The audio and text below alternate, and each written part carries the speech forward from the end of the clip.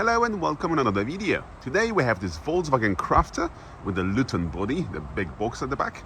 And what we are going to add to this car is the front sensors. At the moment the car has none. So we're adding front sensors. As you can see, there's nothing at the moment. We'll be doing navigation as well. The car came with just a normal radio. So as you can see, it's got the standard radio system and also reversing camera. I'll show you at the back as well. So the back of the car has this lift here, and obviously registration goes there. So let's get to it and show you when it's all done. The job is done, all completed. So let's have a look now at the all the upgrades. So first, let's start with parking sensors. These are the front here, installed here. There's one here, and there's another one here. Some special brackets to angle it in the right way, and the same on the other side. Then obviously we have a navigation as well inside, which I'll show you in a moment. And we've got the reversing camera. So let me just walk. It's quite a long car, so let me just get there. Now with unusual cars, I call it unusual, which is not normal vans, but Luton vans, which is this box, or tippers, which has just a normal platform at the back. The cameras we usually install would go somewhere around there. The reason for that is there's just, if it's a tipper, for example, you wouldn't have any space to install the camera anyway. We'll have to go there, and then you have a rear view. On this one, on this particular, because it's a Luton van, you can see it's sitting right there. It's quite high actually. Let me go like this. There you go. So that's the camera, and you have a full view of the lift here, all the back as well. When reversing, or when you just engage the reverse gear, you don't have to drive, but you can then see everything through that camera. Now for the sensors, we have installed the parking spots here. You might be asking, why is it in here and not original in the console? The reason for that is the sensors that we installed. Let me show you again. I've got the engine running as well, so sorry for the noise. The reason for that is these are not factory parking sensors. The reason for that is you cannot have front sensors, factory original Volkswagen sensors, when you don't have the rear ones. There's no way to install the rear ones unless you add some special brackets, but then it's going to look really odd. And it's not going to serve the purpose because the sensors will have to be installed somewhere there, which is actually hidden slightly more in than the platform in the back, so you always bump something when you're reversing anyway. So that's why you've got the camera here. But the customer requested to have the front sensors only, so the solution was to install the non-Volkswagen sensors, and these are put in there. Again, show you for the third time. They look very nice, all flash in the bumper, and the switch is here. So by flicking the switch up, it's got a little light, and it's got the little P here, so it shows the parking sensors. Let me just demonstrate now how this operates. So I'm gonna try to come up closer. So at the moment I've got it off. So if I start coming up closer to the car in front, unless I bash into it, there will be nothing, no sound. So let me reverse again, and I'm gonna switch them now on.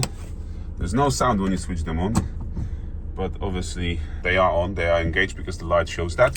And now when we're approaching the object, and in this particular example, the car in front of us, the sensors will start beeping. And when it's constant beep, that's where you've got about a foot length left to the object or the car in front of us. So let me switch this off, and let me show you now also the navigation and the reversing camera. Right, navigation. Straight away you will notice the newly installed screen is much bigger. The other one was very monochrome, very small screen. This one is full color screen with all the options. So we've got the radio and the DAB as well. So yes, FM and DAB. We've got media, so you can add additional sources to it. You can go and select different options. You've got a phone system, obviously, which allows to connect your phone and not only make calls, but also play music through it. Voice commands, so that's where you can control the system via voice.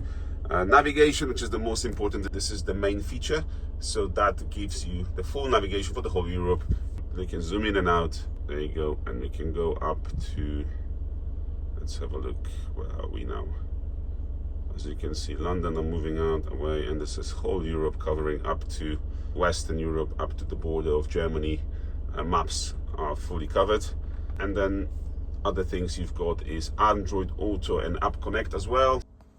The connection for it is located here, as you can see, in the original location where it would be if you had it from the factory as well. So you've got a USB and aux connection, and we also use the dongle for that, so allow you to have the wireless connection. So if I slide that in, as you can see, it just stays like that.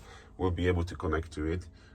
Here dongle comes up, and if you select it, then there you go. In this instance, we have the iPhone connected, giving you the Apple CarPlay, all the supported apps on the screen, fully working. Next, we have the car, which is the normal menu for the car to adjust all the settings for the car, to see your consumption and all the other stuff. And the main menu for all the options in the car, you can go through and so on. So that's the system that was missing. Obviously, now it's all fully installed and fully compatible with all the other devices in the car, including the cluster. So you can see it's got a compass now, it's showing exactly the direction we are in and so on. So that shows that.